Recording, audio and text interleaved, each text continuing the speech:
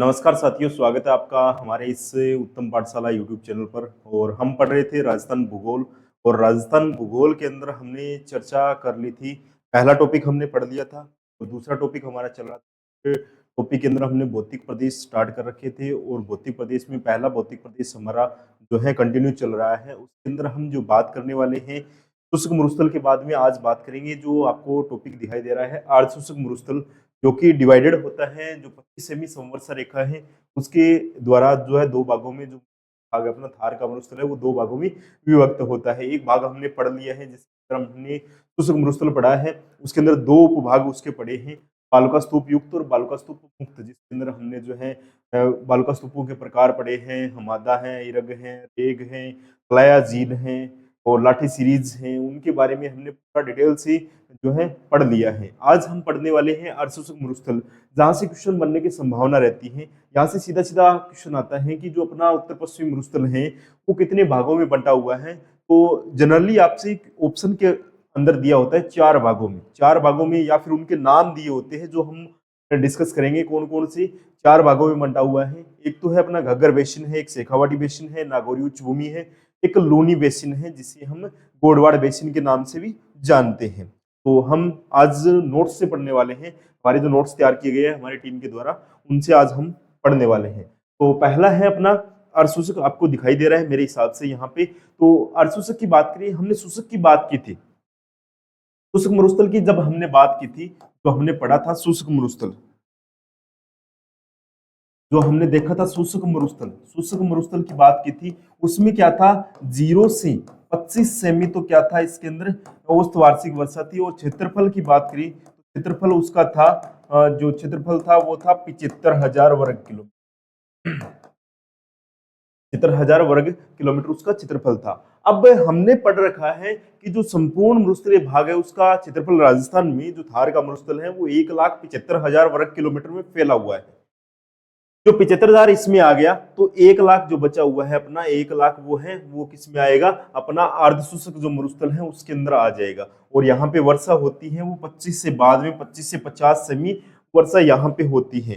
बाकी यहाँ पे जिले आपसे आज तक पूछे नहीं गए हैं। जिले आप याद रखना चाहो तो जिले हैं गंगानगर है, अनूपगढ़ है, हनुमानगढ़ है, चूरू है, झुंझुनू, सीकर, डीडवाना, कुचामन, नागौर, जोधपुर ग्रामीण है, उत्तरी पश्चिमी ब्यावर है, पाली है, सांचौर, जालोर, बालोतरा, बाड़मेर, ये जिले हैं अर्धशुष्क मरुस्थलीय प्रदेश के अंतर्गत आते हैं। इसके अलावा बात करें तो यहाँ पे जो शुष्क और उप आर्द्र क्षेत्र के मध्य ये जो भाग होने के कारण, उप आर्द्र कौन सा, अरावली उप आर्द्र है, अरावली वाला भाग है, उसको उप आर्द्र जलवायु प्रदेश के अंतर्गत वो आता है। और जो अपना शुष्क मरुस्थल है जो उत्तरी पश्चिमी भाग के अंदर है 0 से 25 सेमी वाला, उनके मध्य होने के कारण, जैसे मैं आपको बता देता हूँ, जैसे यहाँ पे अगर हम देखें तो यहाँ पे अपनी जो अरावली है और यहाँ पे एक संवर्षा रेखा आती है, ये 25 सेमी वाली है, ये 50 सेमी वाली है। ठीक है, इसके अंदर क्या होता है, ये जो यहाँ पे है कौन सा, शुष्क है। और ये अरावली है ना, अरावली को ही बोलते हैं अपने कौन सा, उप आद्र। इस उप आद्र भाग और शुष्क भाग के मध्य में होने के कारण इस मध्य भाग, ये क्या है, कौन सा है, अभी हम जो पढ़ रहे हैं अर्धशुष्क वाला भाग है, इस भाग को क्या बोलते हैं, संक्रमणीय अन्यथा प्रवर्ती जलवायु प्रदेश भी कहा जाता है। संक्रमणीय या फिर प्रवर्ती जलवायु प्रदेश इसको कहा जाता है। क्यों कहा जाता है, क्योंकि ये जो है उप आर्द्र जलवायु प्रदेश और शुष्क जलवायु प्रदेश के मध्य में स्थित है, इस कारण से इसको कहा जाता है। ठीक है, ये ध्यान रखिए आप। नेक्स्ट बात कर लेते हैं अपने, इसके बाद में नेक्स्ट बात करते हैं हम,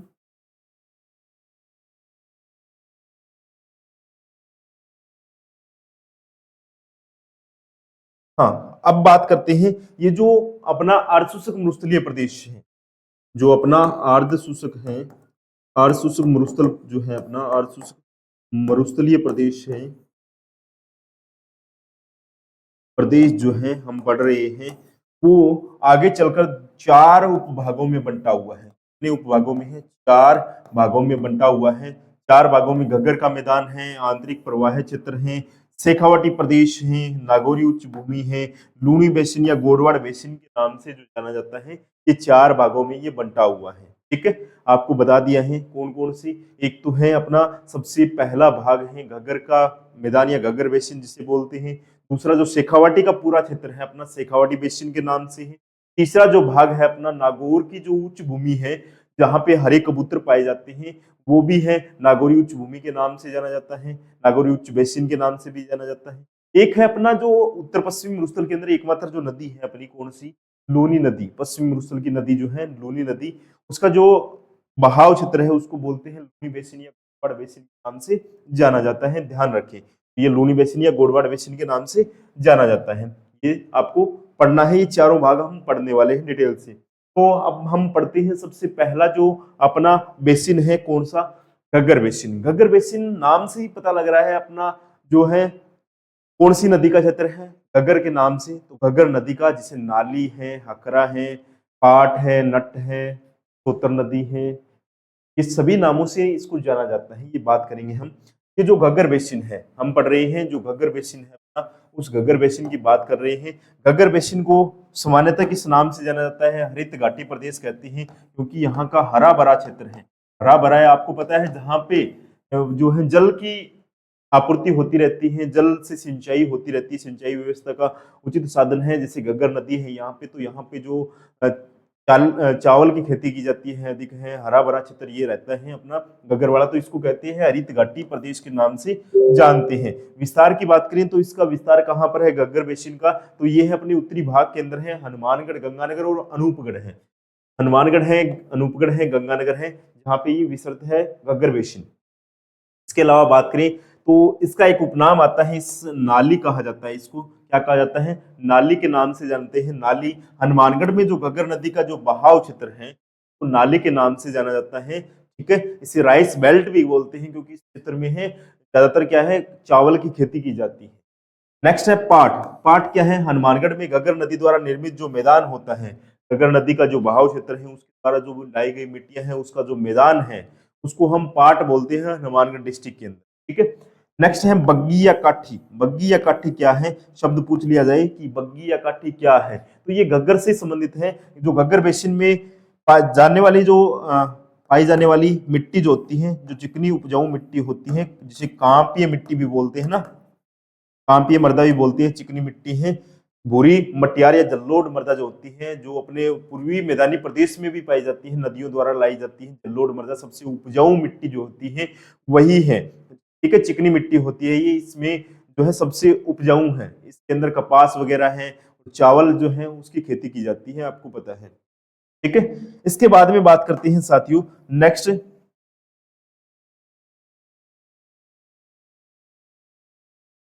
इसके बाद में अगर हम देखें मिट्टी की हमने बात कर ली है, राजस्थान की सबसे उपजाऊ मिट्टी जो है ये, जिसे जलोढ़ मृदा भी बोलते हैं, या तो पाई जाती है घग्गर बेसिन में पाई जाती है या पूर्वी मैदानी प्रदेश है जहां पर नदियां, सर्वाधिक नदियां मिट्टी लाती हैं, वही है। नेक्स्ट बात करें सेम या फिर बीन। बीन, जो बीन की प्रॉब्लम है, बीन प्रॉब्लम है उसकी बात करें, सेम की समस्या की बात करें, सेम समस्या, सेम समस्या आपने देखा होगा ना, पानी है जहां पर अत्यधिक सिंचाई होती है उस क्षेत्र के अंदर है, जैसे अपनी आईजीएनपी है या घग्गर बेसिन जो है उसके अंदर इंदिरा गांधी नहर है, उसके जो जहां पर सिंचाई होती है उस क्षेत्र के अंदर वहां पे पानी की मात्रा अधिक हो गई है, तो वो कैसे तो पद्धति के द्वारा है, वो ऊपर जल का रिसाव होता है, जल का रिसाव हो रहा है जिसके कारण है वहां की जो मृदा है धीरे धीरे अब अनुपजाऊ हो रही है, तो वो क्या है, सेम की समस्या है। अधिक जल, ये सिंचाई के कारण ये समस्या उत्पन्न होती है, दलदली भूमि हो जाती है। ठीक है, ध्यान रखें। और इसका कारण क्या है, कारण है मैंने बता दिया है आपको, आईजीएनपी इंदिरा गांधी नहर जो है अधिक सिंचाई इसका प्रमुख कारण है। पहले जो इंदिरा गांधी नहर है वो कच्ची हुआ करती थी, अब तो इसको जो है इसका निर्माण कर दिया गया, पक्की इसको बना दिया गया है, इतनी ज्यादा समस्या नहीं है। चर्चित किस कारण है, चर्चित क्षेत्र पूछा जाए आपसे कि सेम की समस्या से सर्वाधिक प्रभावित जो क्षेत्र है वो है अपना बड़ोपल। बड़ोपल जो कि हनुमानगढ़ के अंदर आता है, बड़ोपल के अंदर पक्षी अभ्यारण्य भी बनाया गया है, ये भी ध्यान रखें। तो सेम की समस्या होती है, उसके उपचार के लिए क्या काम में लिया जाता है, उपचार के लिए बात करी तो उपचार के लिए मुख्य रूप से जिप्सम का प्रयोग किया जाता है। कौन सी, जिप्सम का, क्योंकि ये जो सेम की समस्या होती है वो होती है, इससे क्या हो जाती है, मिट्टी क्षारीय हो जाती है, क्षारीय या फिर इसको बोलते हैं लवणीय मृदा, लवणीय मृदा बोलते हैं। लवणीयता को दूर करने के लिए, क्षारीयता को दूर करने के लिए, क्षारीयता को दूर करने के लिए है हम जिप्सम का प्रयोग करते हैं। जिप्सम जिसे हम बोलते हैं हरसोट, हरसोट, स्थानीय भाषा में हरसोट कहा जाता है। तो खनिज में पढ़ेंगे हम, ठीक है, जिप्सम के बारे में। तो जिप्सम के उपचार से है, इसका उपचार किया जाता है, यानी जो है इसका पीएच बात करें, एक पीएच स्केल होता है, पीएच स्केल होता है, जिससे क्या होता है, जो मिट्टी की लवणता या क्षारीयता का पता लगाया जाता है, जिसमें 0 से 14 तक की रीडिंग होती है। 0 से 7 तक की रीडिंग जो होती है वो होती है अम्ल, अम्ल को प्रदर्शित करती है। 7 है उदासीन होती है, उदासीन होती है। और 7 से 14 तक की जो होती है वो होती है अपनी क्षारीयता। आपसे पूछा जाए क्वेश्चन के अंदर कि क्षारीय मृदा का जो पीएच होता है वो होता है 7.1 से लेकर 14 तक पीएच होता है इसका, ठीक है, पीएच होता है, ये भी ध्यान रखिए, ठीक है। और जो इस क्षारीय मृदा के लिए है, एक तो जिप्सम का प्रयोग किया जाता है इसके उपचार के लिए, और एक है यूकेलिप्टस, जिसे हम सफेदा भी बोलते हैं, सफेदा बोलते हैं ना, सफेदा जानते हो ना, लंबे वृक्ष होते हैं ना, सफेदा के वृक्ष, जो कि इस सेम की समस्या के निवारण के लिए जो है उपयोगी है, ध्यान रखें। अगला है अपना दूसरा वो जो भौतिक प्रदेश, भौतिक प्रदेश के अंदर दूसरा पार्ट है, अर्धसूचक के अंदर दूसरा पार्ट है कौन सा, जो अपना शेखावाटी बेसिन। एक तो हमने पढ़ा है जो अपना घग्गर बेसिन है, चार जो उपभाग है वो पढ़ने वाले हैं, पहला हमने पढ़ लिए हैं, दूसरा शेखावाटी बेसिन की हम बात करेंगे। शेखावाटी बेसिन की बात करें तो शेखावाटी बेसिन का उपनाम पूछा जाता है एग्जाम्स के अंदर, इसको बोलते हैं आंतरिक जल प्रवाह क्षेत्र या बागड़ क्षेत्र, बागड़ क्षेत्र भी बोला जाता है, बागड़ क्षेत्र।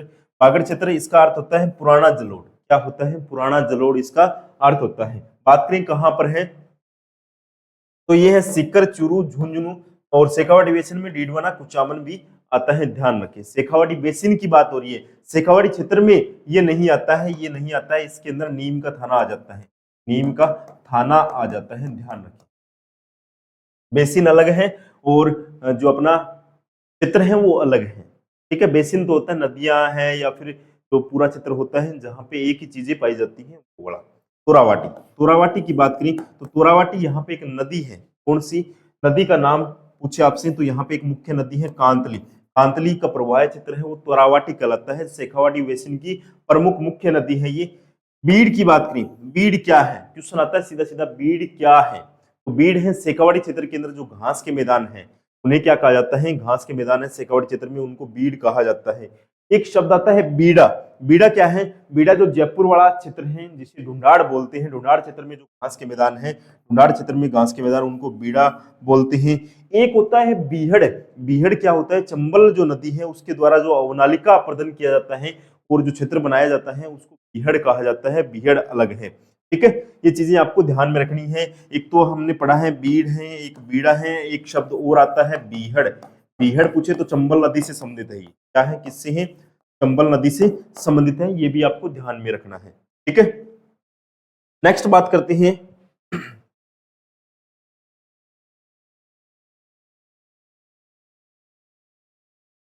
एक शब्द आता है जोहड़ या फिर नाड़ा शब्द आता है, इसकी बात कर लेते हैं। जोहड़ क्या है, तो शेखावाटी क्षेत्र की बात हो रही है, शेखावाटी बेसिन की बात हो रही है साथियों।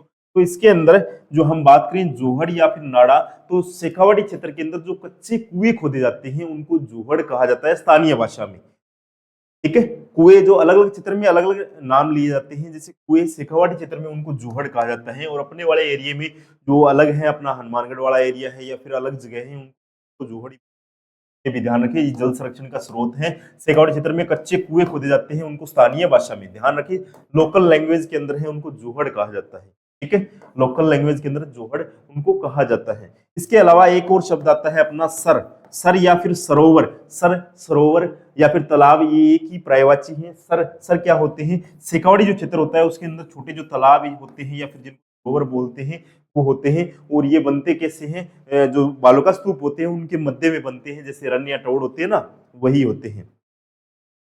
और अगला शब्द आता है लवणीय गर्त, लवणीय गर्त, लवणीय गर्त, लवणीय का मतलब है खारा या फिर क्षारीय, ठीक है। लवणीय गर्त, जैसे लवणीय गर्त जो एक टाइप से तालाब ही होते हैं, ठीक है, ये बड़े होते हैं जिसके अंदर लवणीय जल एकत्रित हो जाता है, जिसे बोलते हैं ना, अस्थायी झील होती है। पड़ियारा रन है, डीडवाना कुचामन है, कोछोर है, सुजानगढ़ है, ताल छापर है, ये सारे के सारे लवणीय गर्त हैं, ध्यान रखिए। पूछा जाता है निम्न में से कौन सा लवणीय गर्त है, गर्त या फिर लवणीय झील है, सभी क्वेश्चन आएगा आगे हम पढ़ेंगे झीलों के अंदर। एक है सर्वाधिक बरखान। बरखान तो आप जानते हो, पीछे भी पढ़ चुके हैं। बरखान क्या होते हैं? अर्धचंद्राकार बालू का स्तूप होते हैं, ठीक है, रेत के टिल्ले होते हैं जो अर्धचंद्राकार आकृति में इस प्रकार से बनते हैं, अर्धचंद्राकार आकृति में, सर्वाधिक नुकसानदायी होते हैं। पढ़ा है हमने, सर्वाधिक क्या होते हैं? नुकसानदायी होते हैं, है ना, पढ़ा है ना, सर्वाधिक नुकसानदायी होते हैं। शेखावाटी क्षेत्र में जो है, जो मेडा या मेंथा नदी बेसिन में ये बनते हैं। मेडा या मेंथा नदी जो सांबर झील में अपना जल डालती है, सर्वाधिक नमक निक्षेपण करने वाली नदी है, वही है ये मेडा या मेंथा नदी है, ध्यान रखें, ठीक है। अगला हमारा जो पार्ट है वो है उपभाग अपना अर्थशोषक मृस्थल का तीसरा, जो मैंने बताया है आपको, नागौरी उच्च भूमि। नागौरी उच्च भूमि की बात करें, नागौरी उच्च भूमि की विस्तार की बात देख लेते हैं। सबसे पहले देखिए विस्तार, तो विस्तार कहाँ कहाँ पे है इसका?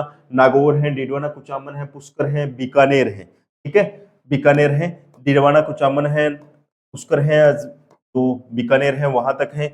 और शेखावाटी प्रदेश व लूनी बेसिन के मध्य में है, ठीक है, शेखावाटी बेसिन और लूनी बेसिन के मध्य में ये स्थित है, ध्यान रखें। कुबड़ पट्टी, यहाँ पे नागौरी उच्च भूमि है, उसमें कुबड़ पट्टी पाई जाती है, जिसके अन्य नाम बांका पट्टी है, ऊंच बेल्ट के नाम से भी इसको जाना जाता है, बांका पट्टी। एक तो इसको बोलते हैं बांका पट्टी, बांका पट्टी, या फिर इसको बोलते हैं होच बेल्ट, होच बेल्ट इसको बोलते हैं। तो यहाँ पे क्या है? यहाँ पे फ्लोराइड युक्त जल पाया जाता है, जो जल होता है अपना उसके अंदर फ्लोराइड की मात्रा पाई जाती है, ठीक है, ध्यान रखें। चलिए, तो इसके अंदर फ्लोराइड की मात्रा होती है, जिससे क्या होता है, यहाँ के जो लोग हैं उनके अंदर जो कुबड़ापन आ जाता है, उनकी रीढ़ की हड्डी है वो मुड़ जाती है, कुबड़ हो जाता है। तो ये भी ध्यान रखिए, ये कहां से कहां तक है? तो ये जायल नागौर से लेकर है पुष्कर अजमेर तक है। जायल नागौर से, वैसे क्वेश्चन आता है नागौर से अजमेर से नागौर के मध्य है, तो जायल नागौर से पुष्कर अजमेर के मध्य है, ध्यान रखें, ठीक है। और इससे यहाँ पे जो जल है, विस्तारित जल है, इसमें फ्लोराइड की मात्रा पाई जाती है, जिससे क्या हो जाता है? फ्लोरोसिस रोग हो जाता है, फ्लोरोसिस रोग हो जाता है, ध्यान रखें। और ये जो नागौरी उच्च भूमि है, नागौरी उच्च भूमि की बात करें तो इस क्षेत्र में मैंने आपको बताया है, जो अपना यूपी का एक हरियल पक्षी है, जिसे हरा कबूतर के नाम से राजस्थान में जाना जाता है, वो भी यहाँ पे पाया जाता है, हरियल पक्षी, हरा कबूतर जिसे कहते हैं।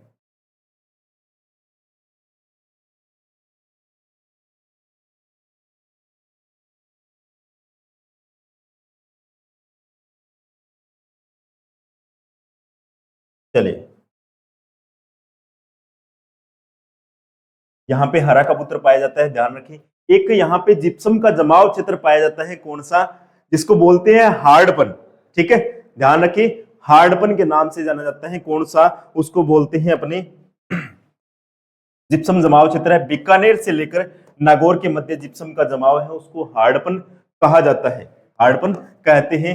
नेक्स्ट है मकराना श्रेणी। मकराना श्रेणी है, आपको पता होगा, सफेद संगमरमर जहां की प्रसिद्ध है मकराना की, तो ये डीडवाना कुचामन के अंदर पाया जाता है। नेक्स्ट है मांगरोल श्रेणी, जो कि नागौर के अंदर है, यहाँ पर भी जिप्सम के जमाव पाए जाते हैं। आगे है नमक जो है निर्माण, नमक की जो उत्पत्ति है वो किस चट्टानों से होती है? तो नमक की उत्पत्ति इस नागौरी उच्च भूमि के अंदर,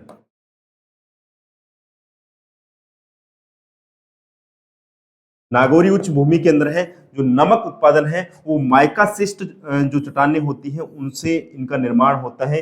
और जो आपको पता होगा, नीचे से जमीन की जो गहराई है वहां से पानी ऊपर की ओर केसिक्तव पद्धति के द्वारा है, बाल की संरचना होती है ना, बाल जब अपने होते हैं उसकी संरचना के समान है, ऊपर पानी जो है रिसाव होता है, उसी प्रकार है यहाँ पर माइकासिस्ट चट्टानों से ये जो पानी का रिसाव होता है वो नमकीन नमक का निर्माण यहाँ पे होता है, ध्यान रखें, ठीक है। नेक्स्ट है अपना अगला जो भौतिक प्रदेश, जो अर्धशोषक मरुस्थल का उपभाग है, उसकी बात करें तो वो है अपना लास्ट वाला लूनी बेसिन या गोडवाड़ बेसिन। लूनी बेसिन या गोडवाड़ बेसिन की बात करें तो लूनी बेसिन के अंदर है, बात करें विस्तार की तो विस्तार है जोधपुर ग्रामीण है, बाड़मेर है, बालोतरा है, पाली, जालोर, संचोर, सिरोही, ये जो क्षेत्र है जहां पर लूनी का विस्तार है, लूनी नदी जहां जहां से बहती है उसकी बात करें, वो वाला क्षेत्र है जिसको लूनी बेसिन कहते हैं। बेसिन आप जानते हो ना, जो नदी बहती है उसका जो जहां तक विस्तार है, फैली हुई है, पानी जहां तक पहुंचता है, वो जो बेसिन होता है उसको गोडवाड़ बेसिन के नाम से भी जाना जाता है, गोडवाड़ प्रदेश के नाम से भी जाना जाता है। ध्यान रखें, यहाँ पे इस लूनी बेसिन के अंदर क्या है, कौन सी पहाड़ियां हैं, 56 की पहाड़ियां हैं, 56 की पहाड़ियां जिसके अंदर ग्रेनाइट पाया जाता है, इसलिए इसे ग्रेनाइट पर्वत भी बोलते हैं। और अपना एक जिला है ग्रेनाइट सिटी के नाम से जाना जाता है, जिसको जो जालोर है, जालोर को ग्रेनाइट सिटी के नाम से जाना जाता है, जहां पर है जो है ग्रेनाइट जो है संगमरमर प्रोसेसिंग इकाइयां लगी हुई हैं, इसके लिए ग्रेनाइट सिटी के नाम से जाना जाता है। बात करें 56 की पहाड़ियां, तो ये 56 की पहाड़ियां बलोत्रा के अंदर है। 56 की पहाड़ियां पहले जो है बाड़मेर में आया करती थी। 56 का एक मैदान भी है, 56 का मैदान है। 56 का मैदान की बात करें तो 56 का मैदान है जो अपना बांसवाड़ा प्रतापगढ़ के मध्य है। कहां पर है, बांसवाड़ा प्रतापगढ़ के मध्य है ये भी ध्यान रखें, ये अलग है और 56 की पहाड़ियां अलग है, ठीक है। और ये 56 की पहाड़ियां कहां से कहां तक है, ये बालोतरा में फैली हुई है, ठीक है, बालोतरा में है। और बालोतरा में सिवाना से लेकर बालोतरा के मध्य ये 56 गुबंदाकार पहाड़ियां हैं, जिसे 56 की पहाड़ियां बोलते हैं, ये भी ध्यान रखें आप। यहां पे बात करें, अगला है रोही, रोही मैदान। रोही मैदान की बात करें साथियों, तो रोही का मैदान है लूनी बेसिन और अरावली के मध्य का जो भाग है, उपजाऊ भाग है, जिसे रोही मैदान कहते हैं। इस रोही मैदान के अंदर है जो क्या होता है, सरसों और गेहूं की कृषि की जाती है, गेहूं की कृषि की जाती है, ठीक है, ध्यान रखिए। नेक्स्ट है अपना इस लूनी बेसिन के अंदर एक भाग आता है अपना नकोड़ा।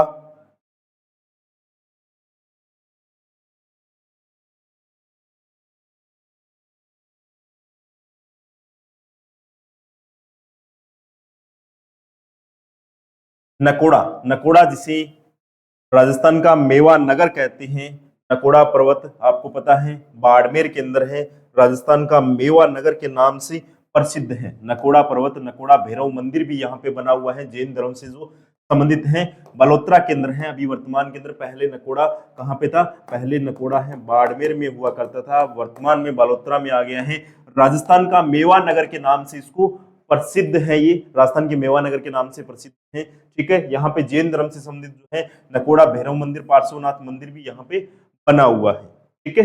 नेक्स्ट है एक राजस्थान का जो लघु माउंट आबू के नाम से प्रसिद्ध है पिपलूद, जो कि बालोतरा के अंदर है। पश्चिमी राजस्थान में सर्वाधिक वर्षा यहाँ पे होती है, जो अपना पश्चिमी मरुस्थल है, लूनी बेसिन है, उसके अंदर सर्वाधिक वर्षा होने वाला जो क्षेत्र है वो है अपना पिपलूद, जो कि बालोतरा के अंदर है। और ये पश्चिमी राजस्थान में सर्वाधिक वर्षा यहाँ पे होती है, इसीलिए इसको कहते हैं राजस्थान का लघु माउंट आबू। राजस्थान का लघु माउंट आबू इसे बोलते हैं, राजस्थान का लघु माउंट आबू कहते हैं, माउंट आबू कहते हैं। किसको, पिपलूद को कहा जाता है, ठीक है। या फिर इसको कहते हैं रेगिस्तान का माउंट आबू, या कहते हैं इसको रेगिस्तान का माउंट आबू, रेगिस्तान का माउंट आबू भी बोलते हैं इसको। माउंट आबू तो आपको पता ही है राजस्थान में सर्वाधिक वर्षा होती है, जहां पे माउंट आबू सिरोही है। राजस्थान का मासिन राम या फिर राजस्थान का चेरापुंजी जिसे बोलते हैं वो है माउंट आबू सिरोही है। इसी प्रकार से उपनाम की संज्ञा दी गई है, किसको, पिपलूद बालोतरा को दी गई है, क्योंकि यहाँ पे मरुस्थल के अंदर सर्वाधिक वर्षा होती है, ठीक है। आगे आता है एक सांचोर, सांचोर बेसिन, जो कि सांचोर के अंदर है और इसे कहते हैं ये राजस्थान का पंजाब बोलते हैं। यहाँ पे 5 नदियों का संगम है, इसलिए इसको जो है राजस्थान का पंजाब बोलते हैं। लूनी का बहाव क्षेत्र है यहाँ पे। अगर बात करें सांचोर के अंदर लूनी का बहाव क्षेत्र है वो है रेल कहलाता है, रेल, या फिर इसको बोलते हैं नाड़ा, या फिर नेहड़ कहा जाता है। नेहड़ जो है सांचोर के अंदर लूनी नदी का जो बहाव क्षेत्र है उसको बोला जाता है। नेक्स्ट बात करें, एक शब्द आता है नेहड़, एक शब्द आता है नेहड़, नेहड़ या फिर निरहर्द जिसे कहा जाता है। नेहड़ है वो सांचोर के अंदर है, सांचोर और बालोतरा के मध्य का जो भाग है, जो कुछ कच्छ गुजरात से स्पर्श करता है, वो वाला भाग नेहड़ क्षेत्र। नेहड़ क्षेत्र है बाड़मेर और सांचोर के मध्य का जो भाग है, जो कि अपना कहाँ किसको स्पर्श करता है, कच्छ गुजरात को स्पर्श करता है, गुजरात को स्पर्श करता है, वो वाला भाग है नेहड़ कहलाता है। क्या कहलाता है, नेहड़ कहलाता है, नेहड़ क्षेत्र कहलाता है, ध्यान रखिए। ठीक है, ये है अपना लूनी बेसिन। अब बात करते हैं लूनी बेसिन के अंदर एक शेंद्रा, जो कि आपको पता है जहां पर सर्पाकार पहाड़ियां पाई जाती हैं। क्वेश्चन आया हुआ है, आरपीएससी के द्वारा पूछा गया क्वेश्चन है कि सेंद्रा स्टेशन है जो कि ब्यावर के अंदर आता है, वर्तमान में पहले पाली में था। ठीक है, सेंद्रा स्टेशन के पास की जो पर्वत है, पहाड़ियां हैं, वो किस आकृति में है, तो ये सर्पाकार थी। ठीक है, स्टेशन में जो पाली के सेंद्रा स्टेशन है उसके पास की जो पहाड़ियां हैं वो सर्पिलाकार है। ये क्वेश्चन पूछा गया है सेकंड ग्रेड के अंदर। ठीक है, अगला है लूनी बेसिन के अंदर है, बात की जाए तो लूनी बेसिन के अंदर है मुख्य नहर कौन सी है, तो इस क्षेत्र के अंदर मुख्य नहर है जो फुहारों से जिससे सिंचाई होती है, एकमात्र जो अपनी है नहर है नर्मदा नहर परियोजना जो है। और यहाँ पे बांध की बात करें लूनी बेसिन के अंदर है तो यहाँ पे ज्वाई बांध है, जिसे मारवाड़ का सबसे ऊंचा बांध है क्या, हाँ, मारवाड़ का सबसे ऊंचा बांध, प्रमुख बांध जो है लूनी बेसिन की जो पूर्वी सीमा है, ये भी क्वेश्चन आया हुआ है, आरपीएससी के द्वारा पूछा गया है। कलम्बरा डूंगर है जो कि पाली के अंदर है, पाली के अंदर पहाड़ियां हैं जो कि पूर्वी सीमा का निर्धारण करता है, मरुस्थल की सीमा या लूनी बेसिन की पूर्वी सीमा का निर्धारण करता है। ठीक है, नेक्स्ट अब बात करते हैं जो अपना मरुस्थल है उससे संबंधित कुछ जो फैक्ट पूछे जाते हैं, कुछ इंपॉर्टेंट पॉइंट्स जो पूछे जाते हैं जो उत्तर पश्चिमी मरुस्थल है उससे रिलेटेड। ठीक है, उसके बाद में हम नेक्स्ट क्लास में शुरू करेंगे, वो अपना अरावली पर्वतीय प्रदेश है वो शुरू करेंगे। ठीक है, इसके अंदर बात की जाए सबसे पहले जो मेन पॉइंट है, क्या क्या बिंदु आपसे पूछे जाते हैं। पहला है वो है भाप बोल्डर्स। भाप बोल्डर्स क्या है, तो भाप बोल्डर्स है वो पहले तो जोधपुर में आया करता था, अब वर्तमान में है कहां पर है भाप बोल्डर्स, वो है फ्लोदी के अंदर है। ठीक है, परमियन कार्बोनिफेरस युग के ये यहाँ पे हिमानी गोलाकाय जो चट्टानें हैं वो पाई जाती हैं भाप बोल्डर क्षेत्र के अंदर। ठीक है, नेक्स्ट है अपना लघु मरुस्थल। लघु मरुस्थल के बारे में भी पूछा जाता है, अपने क्वेश्चन आता है लघु मरुस्थल क्या है, तो थार का मरुस्थल जो है कच्छ गुजरात, कच्छ जो अपना है गुजरात क्षेत्र है, वहां से बीकानेर तक जो मरुस्थल है उस भाग को बोलते हैं लघु मरुस्थल के नाम से जाना जाता है। थार मरुस्थल की यहाँ पे बात हो रही है, कच्छ गुजरात से लेकर, ये गुजरात का भाग है, और बीकानेर तक जो मरुस्थल फैला हुआ है उस मरुस्थल को, छोटे से भाग को कहा जाता है लघु मरुस्थल कहा जाता है। नेक्स्ट है एक लघु मरुस्थल भी इंपॉर्टेंट है, तो दूसरा है महान मरुस्थल।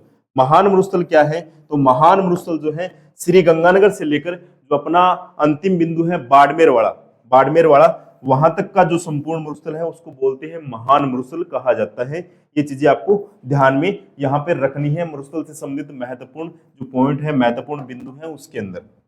नेक्स्ट बात करें, यहाँ पे एक शब्द आता है धरियन, जो कि सबसे ज्यादा बार पूछा गया एग्जाम में है। धरियन क्या होता है, जो हमने पढ़ा है बालू का स्तूप, रेत के जो टिल्ले होते हैं वो अगर स्थानांतरित हो, यानी एक स्थान से दूसरे स्थान पे जा रहे हैं, तो उनको स्थानीय भाषा में कहा जाता है क्या, धरियन कहा जाता है। स्थानांतरित बालू का स्तूप होते हैं, जैसे मुख्य रूप से ये कहाँ पे होते हैं, अपना मरुस्थलीय जिला जैसलमेर है वहां पे। ठीक है, ध्यान रखिए।